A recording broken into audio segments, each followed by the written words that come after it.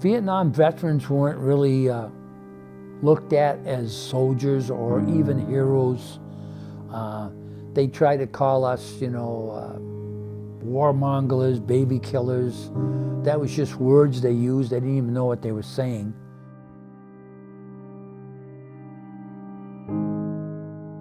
Everything over there happens so fast.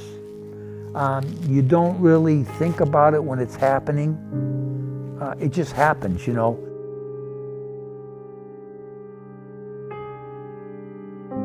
And you go there a young man, or you go there a young person, and you come back an older man.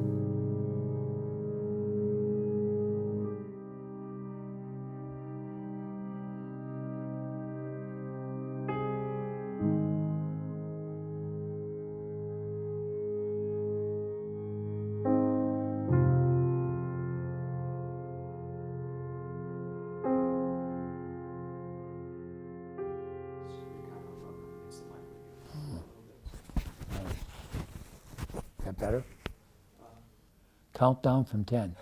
9, 8, 7, 6, 5, 4, 3, 2, 1. My name is Robert W. Theroux, Theroux. I like to be called Bob. It's a little more personal. I grew up in Massachusetts, was born there. My parents moved up to New Hampshire when I was about 5 or 6 years old. Lived there all my life until I was drafted. And when I was drafted, I thought, well, I'm going to go enlist to try to get some school out of it. To be honest with you, I thought, when I got my draft notice, I thought, I don't like the ocean, I get seasick. And I don't want to fly because I get airsick. Okay?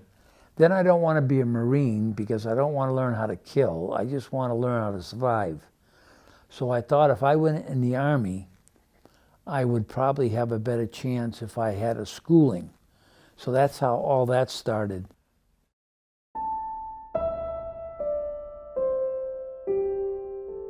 I took my basic training at Fort Dix, New Jersey. We get on a bus and go to your boot camp company, right? Soon as those doors open on the bus, let me tell you, all hell broke loose. You got 10 seconds to get off this bus and 9 are already gone. That's how it started. And you know how they gave us our clothing and our bedding? We ran around a corner, and as we ran around the corner, they threw it at us. And if you didn't catch it, it fell on the ground, you had to pick it up and run. But if you caught it, at least it wasn't dirty. Yeah, that was the first day. And then mess hall, the first time in mess hall, you had to stand at attention, and then you'd get moving up. And it took a long time, as you know, because they were feeding 250 guys. So you had to come to attention, and then they had these monkey bars at the very entrance of the door. You had to do the whole monkey bars, okay, which was like 24 of them. And if you fell or missed one, they sent you to the back of the line to do it over again. Then you get inside the mess hall, and you got these steel trays, and they started going down the line. You know, it's like a stainless steel edge, and you take the tray like this, and they'd plop the stuff in your tray. Then you couldn't talk, and you had to take your tray and go to the nearest table and sit down. You had to sit at attention trying to eat. And then here's the joke. You're scared. You're wondering what's going to happen, what is happening. All this is going through your mind. You don't feel like eating even though you're hungry. So you're eating a little, and then all of a sudden the drill instructor comes by and slaps his nightstick on the table. Okay, everybody up and out. You didn't even finish your meal, so you got up, got out, and you had to wash your tray in the back and put it in the thing. And then you went to your barracks and you said, oh, what's going on next?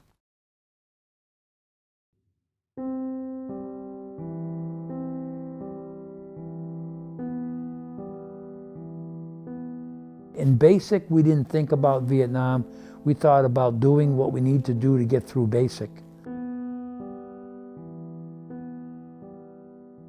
And of course you thought about your family, but I mean, you didn't think about Vietnam. In fact, we didn't have TVs or radio in basic training.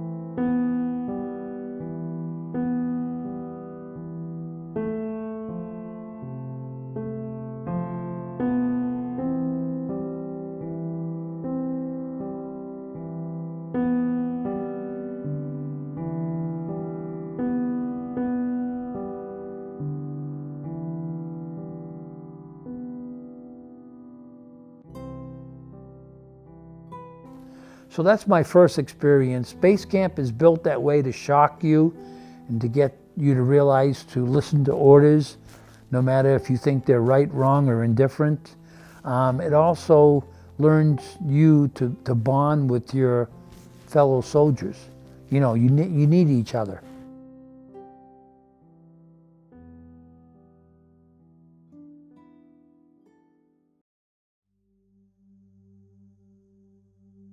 They assigned me to Camp Aberdeen Proving Grounds in Maryland.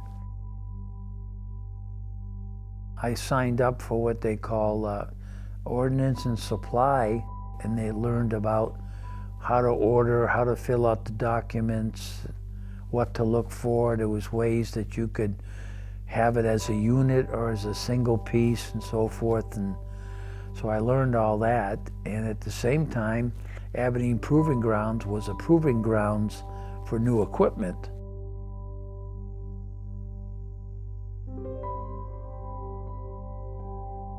So we were testing stuff like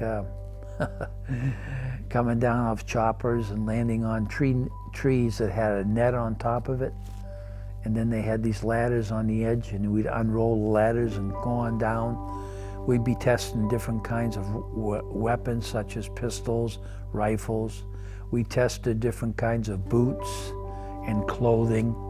It was really interesting. The only problem, I was there 12 weeks, and out of 12 weeks, every Saturday we had a field and wall locker inspection. That means clothes and everything. Now I was there 12 weeks, we had them 11 weeks, only one weekend we had off.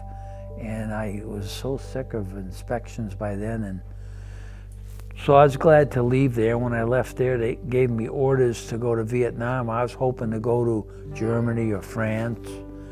I didn't feel good about it, but what are you going to do?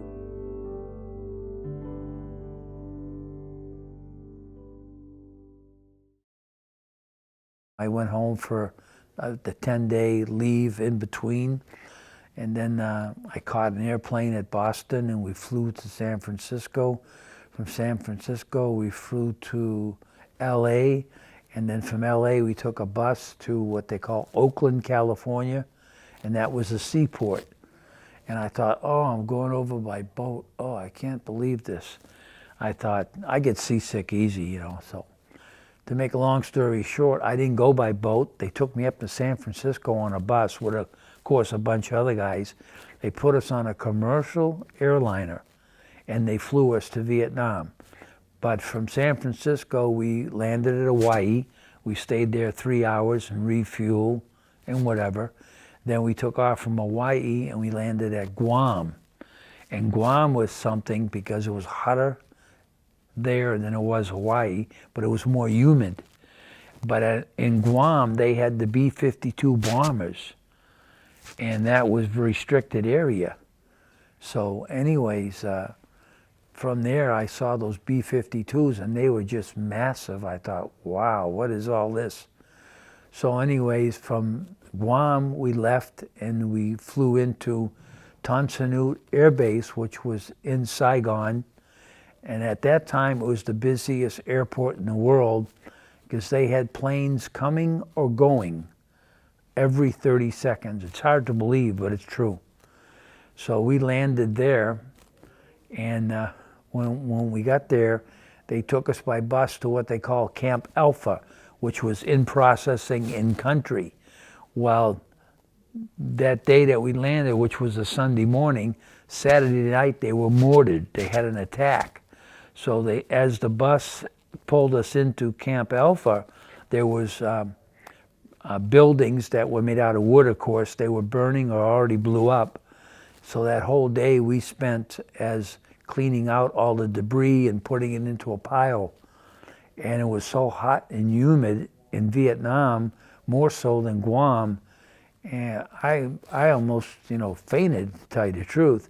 So that night I slept out on some burnt mattresses outside because it was so hot and sticky, there's no way I could be inside.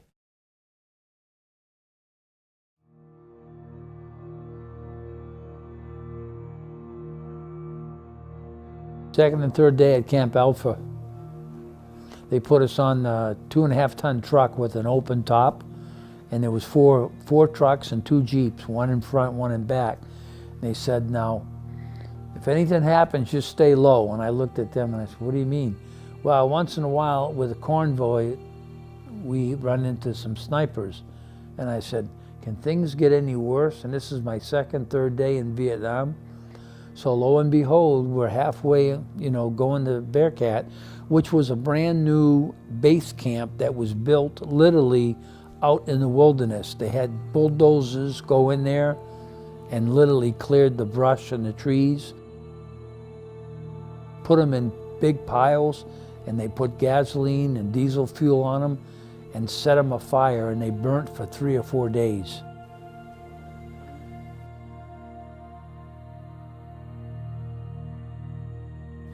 So this was a brand new base camp that they were taking us to. So on the way, sure enough, we got hit and sniped, but what they did, they never stopped the trucks, they just kept going. They drove as fast as they could with the conditions of the road. We went Highway 1, which was northeast out of Saigon, until we got to Bearcat, which was about 26 miles away from Saigon. So when I got there, I thought, oh man, can things get any worse or what? But it started to calm down after that, and I was reassigned to an outfit. And one thing led to another, and that was it.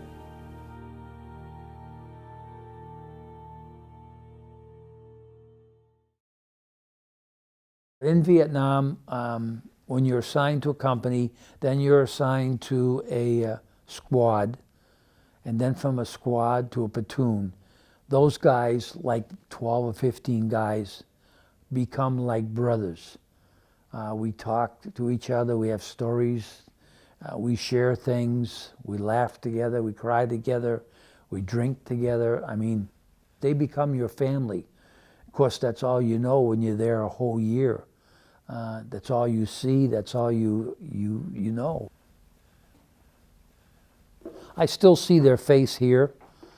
Their names, I remember them by their either nickname or their last name. In the service, a lot of people call you by your last name. And it brings back memories, good memories as far as that goes. It's when you lose somebody that you were close to or part of you that's hard. You got to deal with it.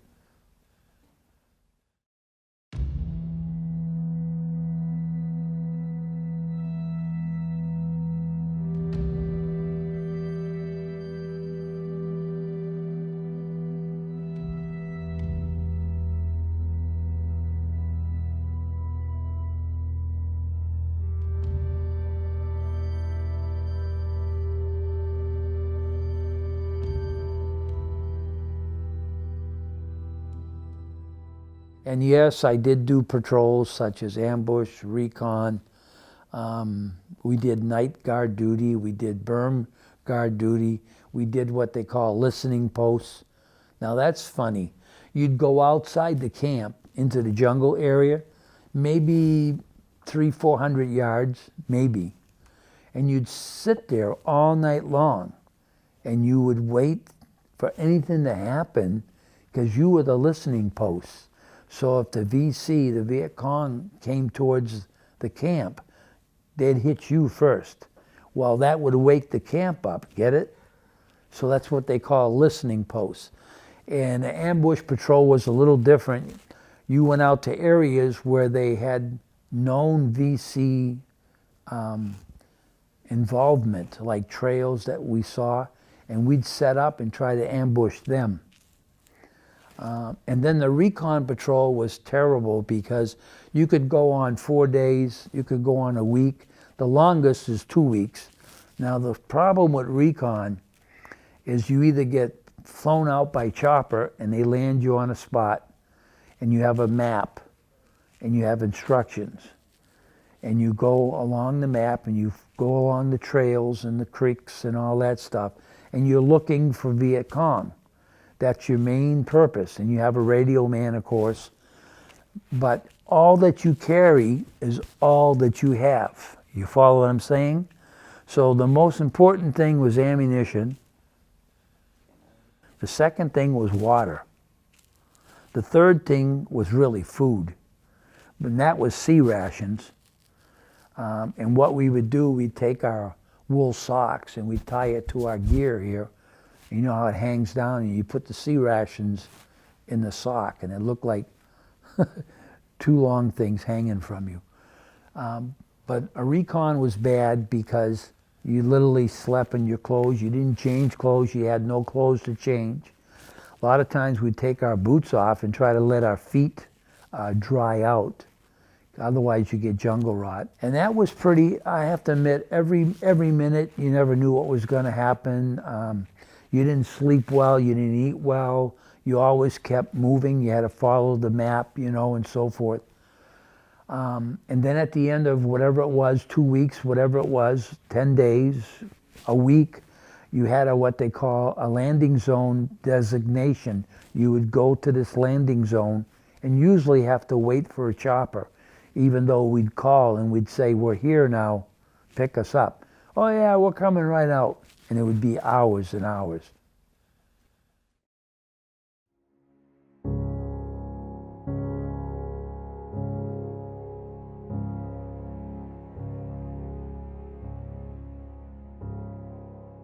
What were your attitudes towards the Vietcong? We hated them. We hated them for 2 things, what they did to us and our guys and what they did to the people. Now when I say the people, let me explain this. I'm talking about the village people, not the people in Saigon, not the big cities, the people who lived in villages. Now you won't hear this in history books, but they would go into the villages, the Viet Cong, and they would terrorize the villagers, meaning they would threaten them, okay, and take their food or whatever they wanted. And of course, if they resisted, they just killed them. Okay, now, a lot of times in villages, some villages could be as little as 4 or 5 huts. We call them hooches back then. Or you could have maybe 20 hooches or huts.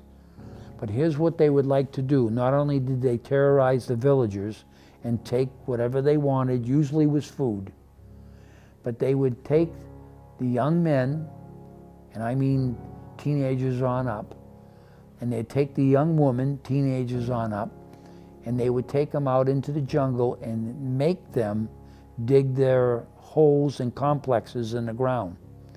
Now they told those young people, if you don't do this, we'll go back and kill your parents and grandparents in the village.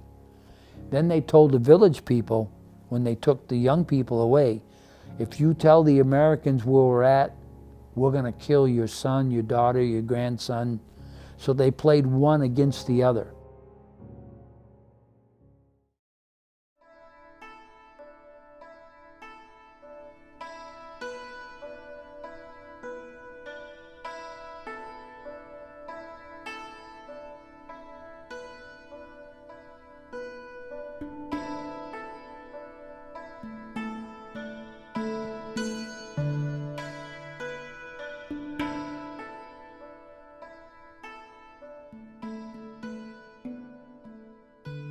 Now, some villages we went into, whether they were small or big, some of the people were friendly. We knew by instinct that was a good sign. But some villages we came across, they wouldn't even look at us. So we knew they were under oppression, if anything, okay? And the problem that I saw in Vietnam is that we'd have an operation, whether it be 30 days, 60 days, 90 days, or even 10 days.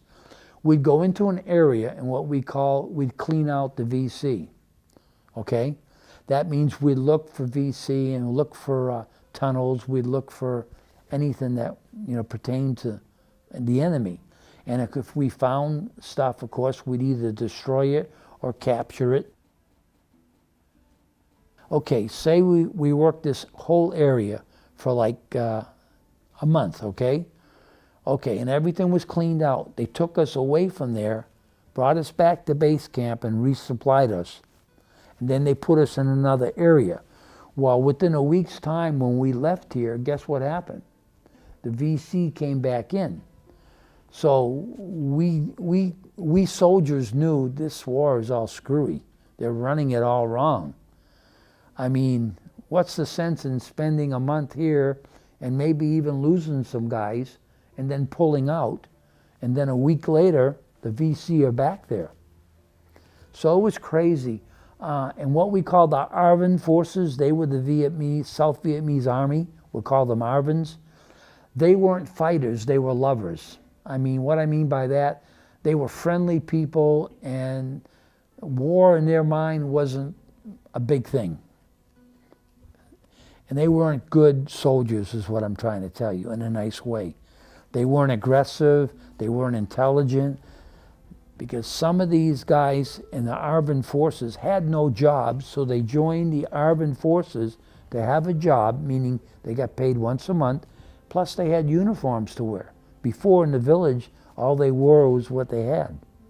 So it was a big thing for them. It was an upgrading, in their society. But their heart was never in the fighting.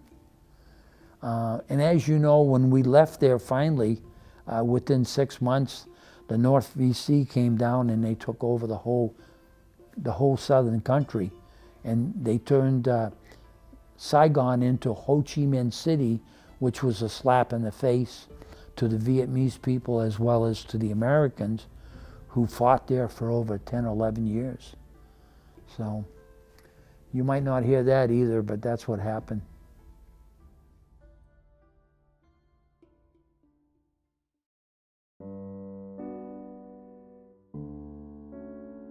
There were some good times. One time, Christmas time, my aunt sent me an artificial Christmas tree in a box. Now, you may laugh at this, but we had the only Christmas tree in base camp. And what the guys did, because we had no ornaments, we came up with our own ornament. We'd make something or take something and put it on the tree. Some of the funniest things was on that Christmas tree, but that was a good time. Thanksgiving, believe it or not, we had a complete turkey dinner. Christmas, we had a complete ham dinner. They went to great efforts to do that for us. A lot of times we'd talk about back home, the burger shop, the high school, the football team, whatever came to your mind, your girlfriend, your ex-girlfriend, the swimming place that you used to go swimming, the swimming pool, whatever.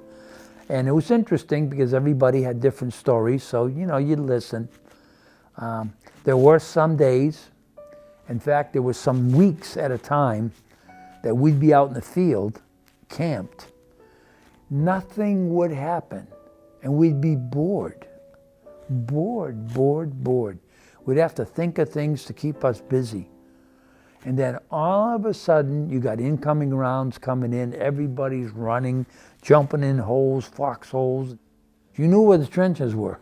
It was just things that you learn from other guys or you learn from experience what to do and what not to do.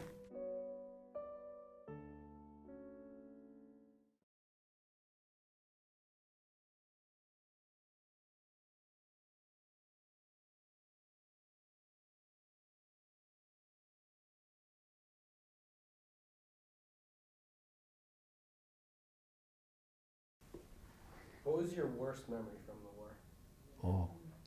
Oh. They assigned me and about 4 other guys, no, 5, to what they called a new laterite pit by the engineers. Now, a laterite pit is what you would call a rock quarry. They take big rocks and make little rocks, and make little rocks into smaller rocks, okay? Why? They use them for roads. They use them to build bridges. They use them for all kinds of things, bunkers, whatever they needed to. It was important. So they sent us there for guard duty. And here's the funny part. We had guard duty at night, and the South Koreans came in the daytime to have guard duty there. South Koreans. They came in about 7 in the morning and they left about 5, 6 at night. Well, from 6 at night till 7 in the morning, we were in charge and we had guard duty. But as you know, at the night is when usually the VC do something. So to make a long story short, one night they started to hit us. It was about 11:30 at night. They hit us 4 times that night.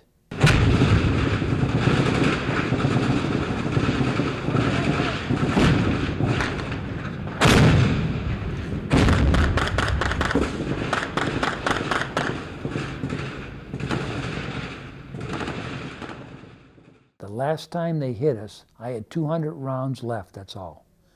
Had no hand grenades. I went through a case of hand grenades, which is 24 hand grenades. Went through hand flares. Now, a hand flare is important because you'd hit the flare and it'd go up in the air and it'd light up the thing and you could see them. You understand what I mean?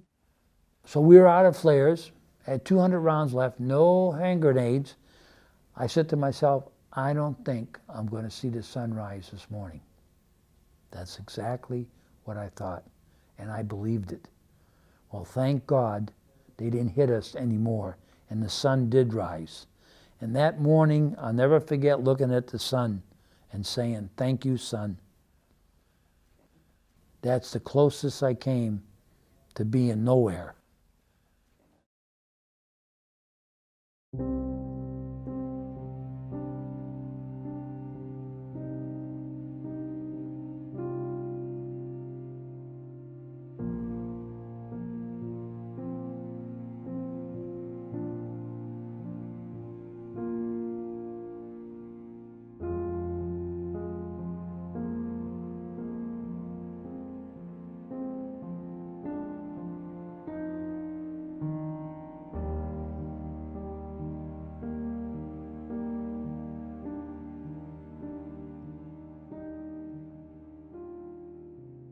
I was there 1 whole year, and I was glad to leave, glad to come home.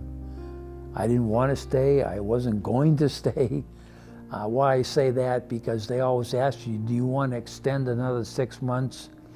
Do you want to extend another year? And I said, no, I'm going home. I said, I got a life to live outside of this place.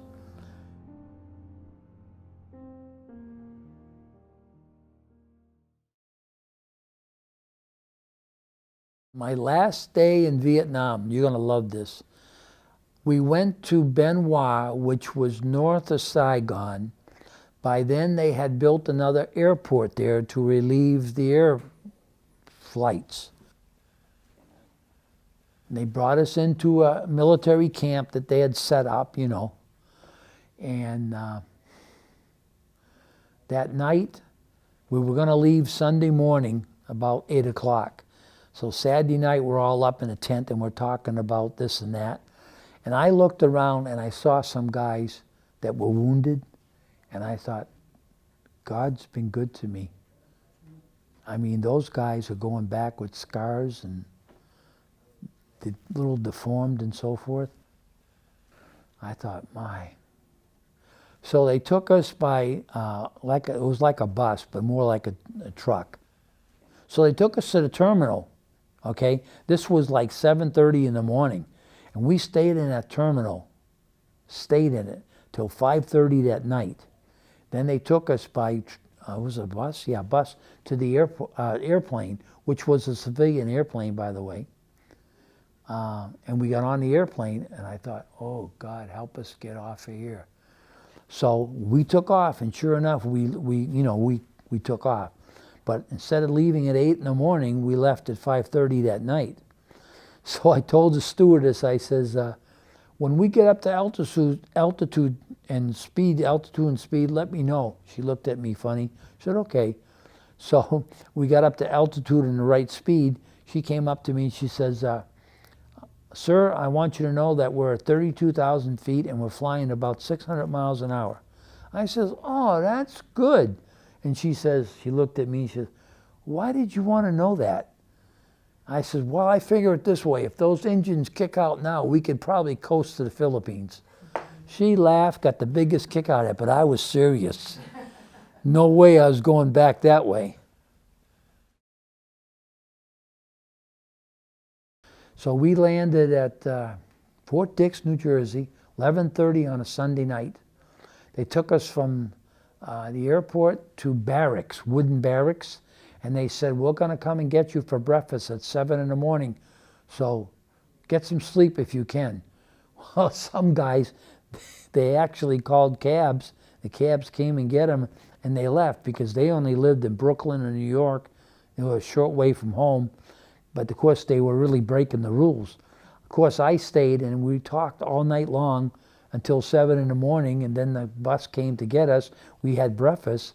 Then they took us to what they call a deprocessing area, where you have to sign papers and you turn in your uniform and get a different uniform, and it's a long story.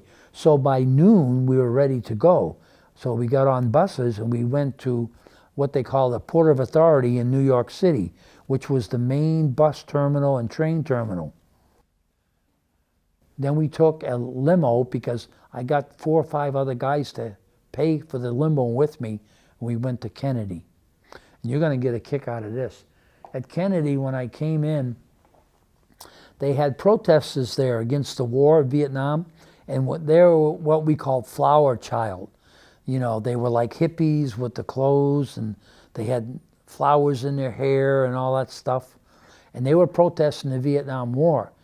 And I started to walk through the terminal, and this one security guard comes up to me. I'm in uniform.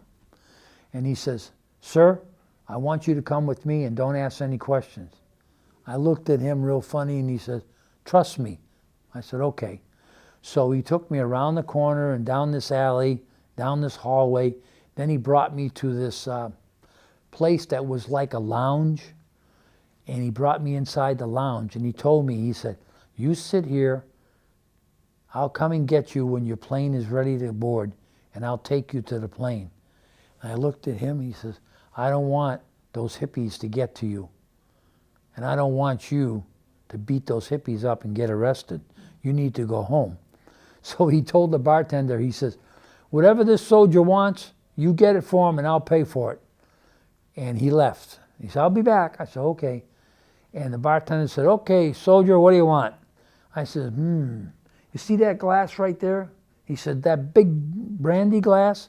I said, yeah, that big brandy glass right there. And it was like this, okay? It was a big one. And then he kind of smiled. He said, well, what do you want in it? Thinking I was, say, you know, liquor or whatever. I says, I want you to fill this up with real milk. And he says, is that all you want? I says, yep, I want real cold milk. So he came from the refrigerator and brought me a quart of milk. Well, the quart of milk didn't fill it all the way up, but I drank it. And as I got to the end, he brought me another quart and said, here, enjoy. So I drank the other quart, and then this security officer came to me and said, you ready to go? Your plane's boarding. I said, yep. So he took me all the way to the gate where you go into the plane, and you know the stewardess is standing out there for the tickets and stuff. He said, you take care of this young man. He's on his way home. So they brought me in the plane, and they sat me. I didn't know it at the time, but they sat me in first class. I didn't know what it was. But I thought this chair was big and comfortable.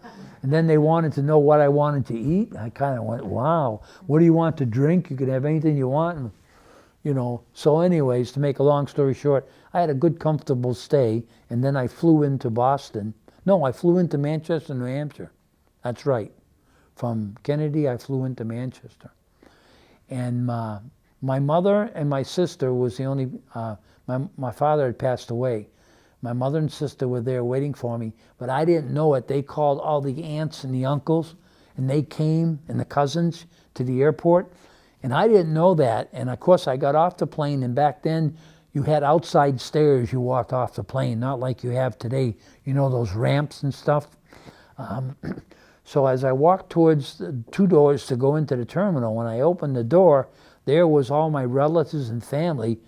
And they said, "Welcome home, surprise." And I was just shocked, you know, because all I was expecting to see was my sister and my mother. So that made it all worthwhile.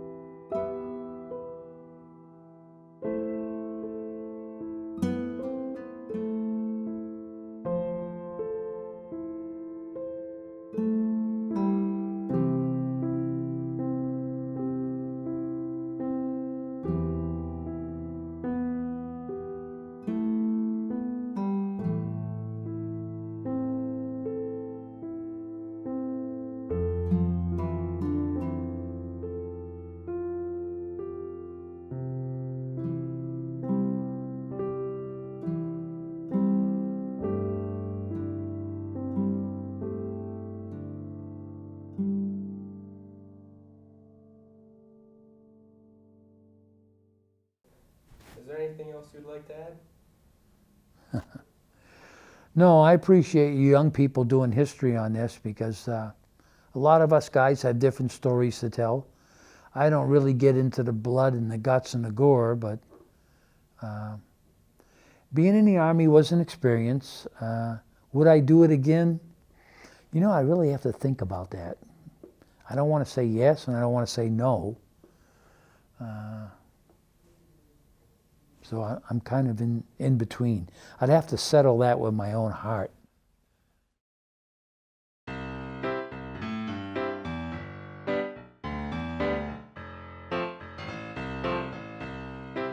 The guys in our outfit, if someone sent a care package, as you know, which was goodies in it, there could be anything from cookies to cake to whatever. But sometimes they package them with rolled up newspapers to keep them from breaking. We'd open up the newspapers and read them. That was something for us that was real big.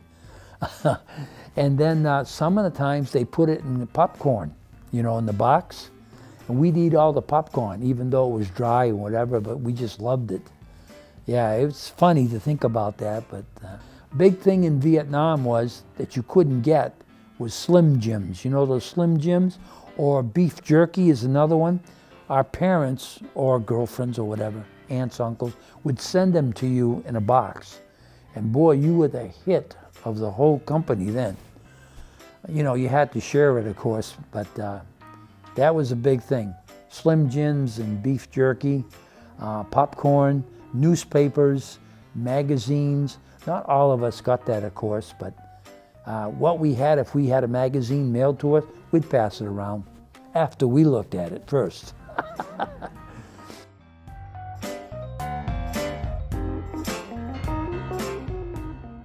But looking back on it, I think I would have been better off in the Air Force, because the guys in the Air Force in Vietnam, they had buildings to sleep in. I mean, they had food every day. Some of them had fans, electricity. I mean, you know, it's not bad. They had clean clothes. I mean, they had a PX. But if I was to do it all over again, I'd definitely go Air Force. But anyways, so that's how that happened. Oh, and by the way, all the training that I had in Vietnam, I still ended up in an infantry outfit.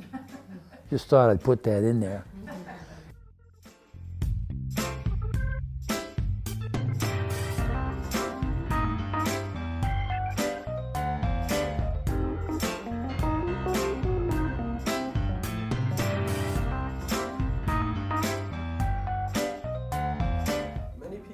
America lost the war. Do you feel that way? Of course I don't feel that way. I was there, and I had friends there, and I did what was needed. Yes, we did lose the war. I will admit that. But I want you to, I always tell people this, when I was there and I left, we were winning. Which we were in the beginning, you know. I watched Bob's interview for the first time last summer. The moment he introduced himself is when it really sunk in that I was about to be a part of something important, something big. And just the way he spoke, his sense of humor, the way he could tell a story that just stuck with you. I mean, I knew I was not going to regret being a part of the Harlem Veteran Project one bit. So as the year went on, I started getting an idea of what I wanted Bob's documentary to look like. And there was three things in particular that I wanted to accomplish. The first was to depict what it was like for an American soldier serving in the Vietnam War. The second thing I wanted to accomplish was to give a very personal overview of Bob's life and how the war affected him.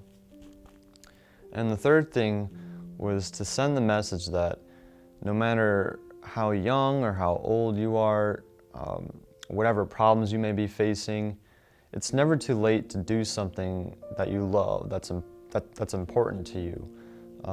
It could be something that matters to other people. It's never too late to start that.